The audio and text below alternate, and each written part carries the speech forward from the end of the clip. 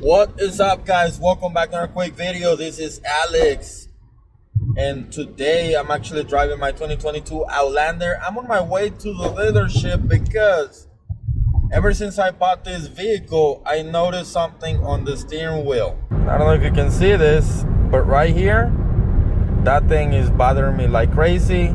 I mentioned it to them like whenever it had like 1,000 miles on it, like the first time that I took it for the first recall. I told them, they told me I'm gonna try to put it, line it up or whatever, but this thing does not move whatsoever.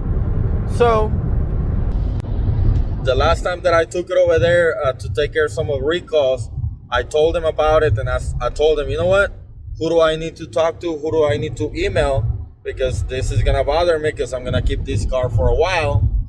So they took pictures, sent them over. The next day they called me. They told me the next day when I picked it up, they told me that they got authorization to replace the whole steering wheel. Most likely it's gonna keep the same airbag, but they're gonna be replacing the steering wheel, and that's what I'm gonna go do right now. Again, doesn't affect the performance, but for an almost $40,000 vehicle to have something like that out of the manufacturer, it's a factory defect, so they should be able to cover this, and apparently they're going to do that right now. So I'm just gonna drop it off, pick it up tomorrow, and stay tuned. I'll let you know how it goes. I'm also gonna mention about the weather stripping noise over here on the driver's side window, because it's on my ears, driving me crazy. Hopefully they can take care of that as well. That's it for this one. The hood has not been replaced. It's still fluttering. I'm doing about 70 miles an hour right now, and this thing is still vibrating. It's still shaking. They said they order it. They gotta wait for it to come over here, get it painted, and get it swapped.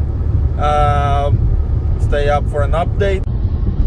So that's that for now. Other than that, stay tuned for the update. Hopefully, if you have issues like that, just remember that you can make a big deal out of it, and they should be able to take care of it, because like I said, this is a manufacturer defect.